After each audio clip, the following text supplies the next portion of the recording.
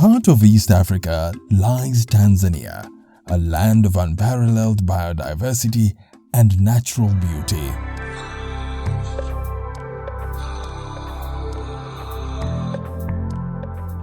With a staggering 48.1 million hectares of forest covering 55% of its vast landscape, Tanzania is home to over 10,000 plant species, including hundreds that are endemic and thousands under threat.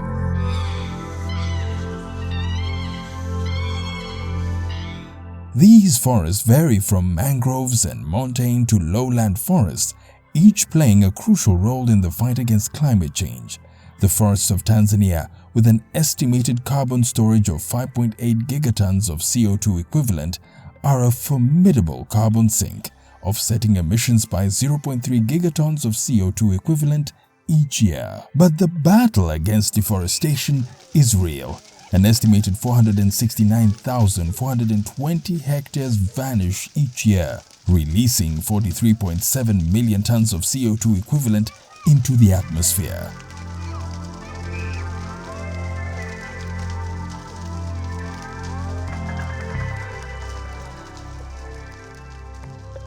Climate change is a big issue. We have seen the impacts of the changing climate also in Tanzania. Extended droughts, that one has affected the production trends, being in agriculture or in livestock. People losing their livelihoods. We have seen a lot of cattle being lost. We are seeing issues of food security, and the most hard hit are children because of effect and impact of climate change. Unpredictable climate variables, and that one has affected our forests. We are seeing the effect of El Nino coming.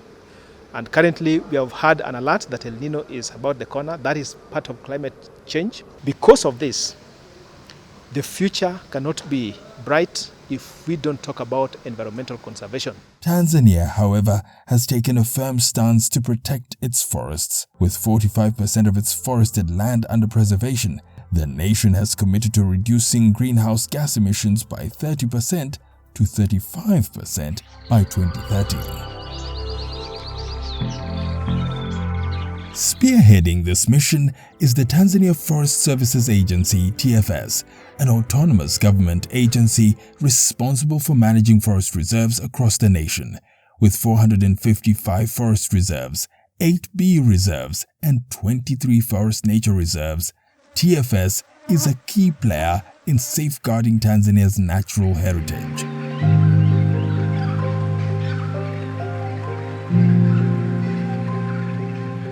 To support these efforts, Tanzania has implemented comprehensive regulations for carbon trading under the Environmental Management, Control and Management of Carbon Trading Regulations of 2022. This aligns the country with international commitments including the UNFCCC, Kyoto Protocol, and Paris Agreement. Tanzania's commitment to carbon trading in the forest sector opens up exciting opportunities. Initiatives like RED, or reducing emissions from deforestation and forest degradation, improved forest management, conservation, afforestation, reforestation, and the restoration of degraded ecosystems all contribute to curbing deforestation and bolstering carbon capture. Notably, Tanzania is home to blue carbon ecosystems like mangroves, tidal marshes, and seagrasses.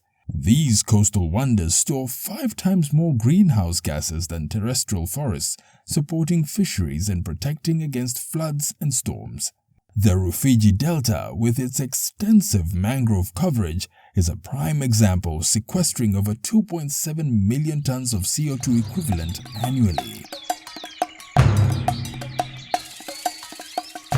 The potential for carbon trading is further bolstered by access to international climate finance sources such as the Global Environmental Facility, or GEF. These sources help mobilize resources, share knowledge, and foster collaboration between government agencies, NGOs, international donors, and local communities.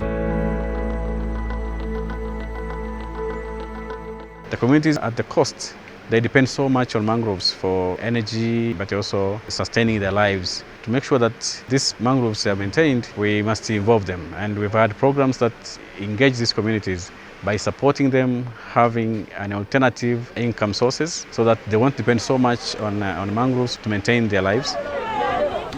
We should also note that the mangroves, as far as important ecosystems, but they are so vulnerable to excessive utilization, but also uncontrolled utilization because of their geographical position.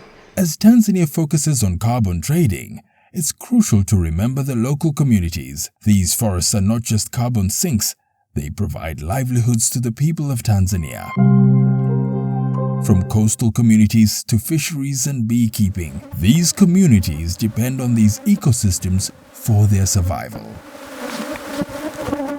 Diversifying livelihoods, conserving and restoring, and enhancing coastal resilience are vital steps towards adapting to the changing climate. By empowering local communities and aligning with regulations, we can achieve a harmonious balance between carbon trading and the well-being of Tanzanians. Environmental protection cannot be achieved unless there's change of mindset. Let's take every effort to conserve the environment around us, whether it is planting trees, whether it is about protecting water catchment areas, whether it is investing in energy. We must ensure that we go green. And I believe that if we can rally our efforts together and come together as a region, then we can be able to make it, because environmental and climate change is regional. It's not only a problem of one country, but all the countries across this region. In the land of Tanzania, the call to action resonates through its forests. With determination and cooperation, we can preserve this natural treasure and in the process, protect the planet we call home.